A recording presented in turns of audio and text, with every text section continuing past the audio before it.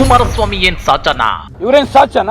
ನನ್ನ ತಂಟೆಗೆ ಬಂದ್ರೆ ಸುಮ್ಮನಿರಲ್ಲ. ಅವ್ರ ತಾಕತ್ ಏನಿದೆ ಅದನ್ನೆಲ್ಲ ಮಾಡ್ತಾರೆ. ಬಿಜೆಪಿ ಬಂಡವಾಳ ಬಿಚ್ಚಿಡ್ತೀನಿ ಎಂದಿದ್ದಕ್ಕೆ ಎಸ್.ಟಿ. ಸೋಮಶೇಖರ್.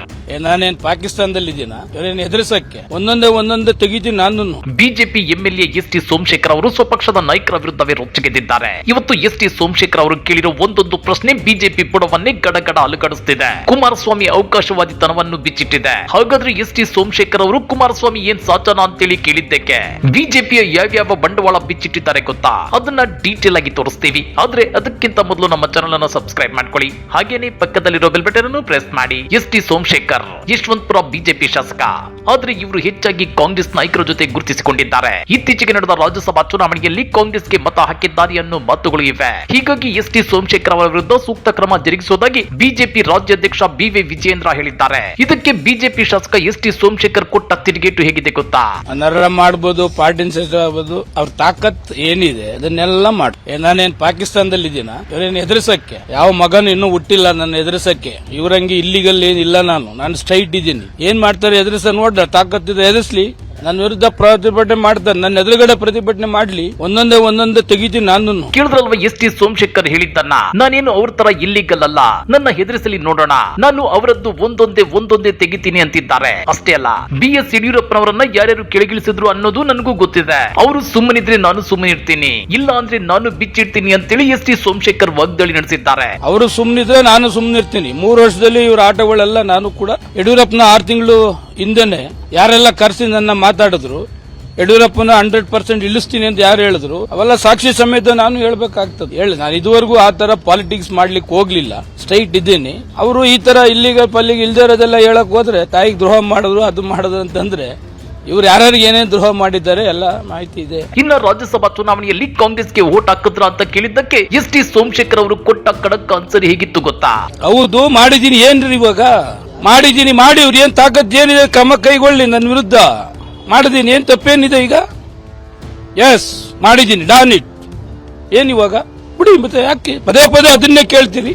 ಏನ್ ಮಾಡ್ತಾರೆ ಮಾಡ್ಲಿ, ಅವ್ರು ಸ್ವತಂತ್ರರಿದ್ದಾರೆ. ಅದ್ಯಾವುದಕ್ಕೂ ಎದುರು ಮನುಷ್ಯ ಅಲ್ಲ. 20 ವರ್ಷ 25 ವರ್ಷ ಆಯ್ತು ನಾನು ರಾಜಕೀಯದಲ್ಲಿ ಇದ್ದೇನೆ. ಇನ್ನ ವಿಪ್ ಉಲ್ಲಂಘಿಸಿದ್ದು ತಪ್ಪು ಅನ್ನೋದಾದ್ರೆ ಹಿಮಾಚಲ ಪ್ರದೇಶದಲ್ಲಿ ಅಲ್ಲಿನ ಕಾಂಗ್ರೆಸ್ ಉಲ್ಲಂಘಿಸಿಲ್ವಾ? ನಾನು ಈ ಹಿಂದೆ ಕಾಂಗ್ರೆಸ್ ನಲ್ಲಿ ಗೆದ್ದು ಆಪರೇಷನ್ ಕಮಲದ ಮೂಲಕ ಬಿಜೆಪಿಗೆ ಬಂದಿರ್ಲಿಲ್ವಾ? ಆಗ ಯಶವಂತಪುರ ಕ್ಷೇತ್ರಕ್ಕೆ ಅನ್ಯಾಯವಾಗಿರ್ಲಿಲ್ವಾ ಅಂತೇಳಿ ಎಸ್.ಟಿ. ಸೋಮಶೇಖರ್ ಖಡಕ್ ಪ್ರಶ್ನೆ ಕೇಳಿದ್ದಾರೆ.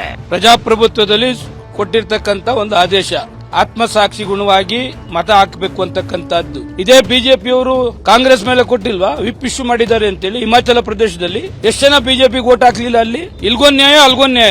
ನಾವೆಲ್ಲ 17 ಜನ ಬಿಜೆಪಿಗೆ ಬಂದವಲ್ಲ. ನಾನು ಕಾಂಗ್ರೆಸ್ ಅಲ್ಲಿ ಗೆದ್ದಿರ್ಲಿಲ್ವಾಗ? ಕಾಂಗ್ರೆಸ್ ಅಲ್ಲಿ ಗೆದ್ದಿದ್ದೆ ತಾನೆ ನಾವು. ಕಾಂಗ್ರೆಸ್ಗೆ ರಾಜೀನಾಮೆ ಕೊಟ್ಟು ತಾನೆ ಬಂದದ್ದು. ಆಗ ಯಶವಂತಪುರ ಕ್ಷೇತ್ರಕ್ಕೆ ಅನ್ಯಾಯ ಆಗಿರ್ಲಿಲ್ವಾ? ಈ ಬಿಜೆಪಿ ಗೆದ್ದು ನಾನು ರಾಜೀನಾಮೆ ಕೊಟ್ಟಿದ್ದೇನೆ. ಕೋರ್ಟ್ ಆದೇಶ, ಆತ್ಮಸಾಕ್ಷಿ ಮತ ಅವ್ರು ಯಾರಿಗ ಬೇಕಾದ್ರೆ. ಇನ್ನ ಎಸ್.ಟಿ. ಸೋಮಶೇಖರ್ ಕಾಂಗ್ರೆಸ್ಗೆ ಮತ ಹಾಕಿ ಜೆಡಿಎಸ್ಗೆ ದ್ರೋಹ ಮಾಡಿದ್ರು ಅನ್ನೋದಾದ್ರೆ ಬಿಜೆಪಿಯ ಅಭ್ಯರ್ಥಿಗೆ 45 ಮತ ಬೇಕಾಗಿತ್ತು. ಆದ್ರೆ ಬಿಜೆಪಿಯವರು 47 ಮತ ಹಾಕಿದ್ರು.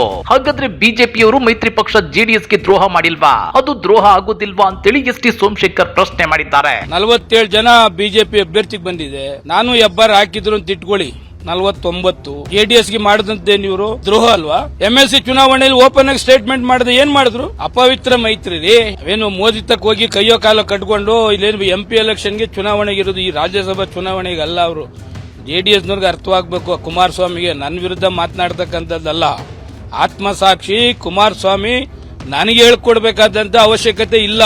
ಅವ್ರ ತಟ್ಟ ಹೆಗಣ ಬಿದ್ದಿದೆ. ಯಾರೇನೇನು ಮಾಡಿದ್ರೆ ಗೊತ್ತಿಲ್ಲ, ನನಗೊಂದು ಮಾಡ್ತೀನಿ, ನನ್ನ ರಾಜಕಾರಣ. ಹೀಗೆ ಕುಮಾರಸ್ವಾಮಿ ವಿರುದ್ಧ ತಿರುಗಿ ಬಿದ್ದಿರೋ ಎಸ್.ಟಿ. ಸೋಮಶೇಖರ್ ಅವರು ಮೊನ್ನೆ ಎಸ್.ಟಿ. ಸೋಮಶೇಖರ್ ಅವಕಾಶವಾದಿ ಅಂತ ಹೇಳಿದ್ದ ಕುಮಾರಸ್ವಾಮಿ ವಿರುದ್ಧ ಕೆಂಡ ಕಾರಿದ್ದಾರೆ. ಕುಮಾರಸ್ವಾಮಿ ಏನ್ ಸಾಚನ ಅಂತೇಳಿ ಖಡಕ್ ತಿರುಗೇಟನ್ನ ಕೊಟ್ಟಿದ್ದಾರೆ.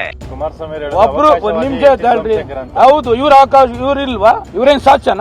ಇವ್ರ ಅವಕಾಶವಾದಿ ಇಲ್ವಾ? 37 ಜನ ಕಾಂಗ್ರೆಸ್ ಜೆಡಿಎಸ್ ಇದ್ದಾಗ 77 ಜನ ಕಾಂಗ್ರೆಸ್ನವ್ರು ಇರ್ಲಿಲ್ವಾ?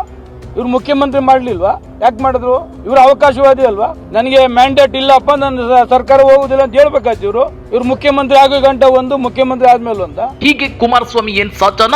ನನ್ನ ತಂಟೆಗೆ ಬಂದ್ರೆ ಸುಮ್ಮನಿರಲ್ಲ, ಬಿಜೆಪಿ ಮತ್ತು ಜೆಡಿಎಸ್ ನಾಯಕರ ಬಂಡವಾಳ ಬಿಚ್ಚಿಡ್ತೀನಿ ಅಂತೇಳಿ ಎಸ್.ಟಿ. ಸೋಮಶೇಖರ್ ಕಿಡಿಕಾರಿದ್ದಾರೆ. ಹಾಗಾದ್ರೆ ಎಸ್.ಟಿ. ಸೋಮಶೇಖರ್ ಅವರ ಈ ವಾಗ್ದಾಳಿಯ ಬಗ್ಗೆ ನೀವೇನಂತೀರಾ? ಮಾಜಿ ಸಿಎಂ ಎಚ್.ಡಿ. ಕುಮಾರಸ್ವಾಮಿ ನಿಜಕ್ಕೂ ಅವಕಾಶವಾದಿನ? ಕಮೆಂಟ್ ಮಾಡಿ, ವಿಡಿಯೋ ಲೈಕ್ ಮಾಡಿ, ಶೇರ್ ಮಾಡಿ. ಇಂಥ ಮತ್ತಷ್ಟು ರೋಚಕ ರಾಜಕೀಯ ಸುದ್ದಿಗಳನ್ನ ಮಿಸ್ ಮಾಡದೆ ನೋಡಬೇಕು ಅಂದ್ರೆ ನಮ್ಮ ಯೂಟ್ಯೂಬ್ ಚಾನೆಲ್ ಅನ್ನ ಸಬ್ಸ್ಕ್ರೈಬ್ ಮಾಡ್ಕೊಳ್ಳಿ.